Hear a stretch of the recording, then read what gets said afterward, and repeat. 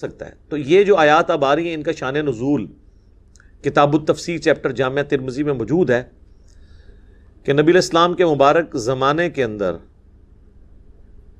ایک دفعہ ایک صحابی تھے، ان کے گھر سے چوری ہوئی، ان کی زرہ بھی، ان کا اسلحہ بھی اور کچھ راشن بھی کسی نے چوری کر لیا.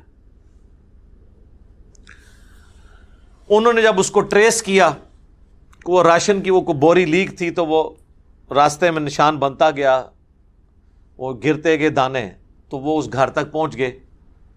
اب وہ جس گھر تک پہنچے وہ قبیلہ بھی مسلمان تھا اور جس نے چوری کی وہ بھی بظاہر مسلمان ہی تھا، کلمہ گو تھا، لیکن منافق تھا اندر سے. نبی علیہ السلام کو آ کے شکایت کی گئی. جب ان کو پتہ چل گیا کہ انہوں نے چور لوکیٹ کر لیا تو انہوں نے راتوں رات سامان شفٹ کر دیا کہیں اور. آج بھی اس طرح ہی ہوتا ہے.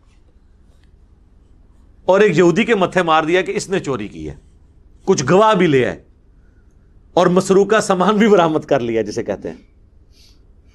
تو نبی علیہ السلام نے اس صحابی کو ڈانٹا کہ جس نے دوسرے انصاری صحابی جو کہ ہے منافق تھا اس کے بارے میں شکایت لگائی تھی.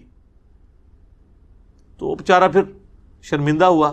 حالانکہ اس نے پہلے کہا تھا یا رسول اللہ راشن تو چلیں وہ کھانے پینے کی چیز اپنے پاس رکھیں، لیکن میرا اسلحہ تو مجھے واپس کریں، میری زیرہ واپس کریں، ایک مہنگی چیز ہے. تو بعد میں اللہ کے نبی علیہ السلام کو اللہ نے وحی کے ذریعے بتا دیا کہ آپ جن کی طرفداری کر رہے ہیں نا تو یہ تو کلپریٹ لوگ ہیں.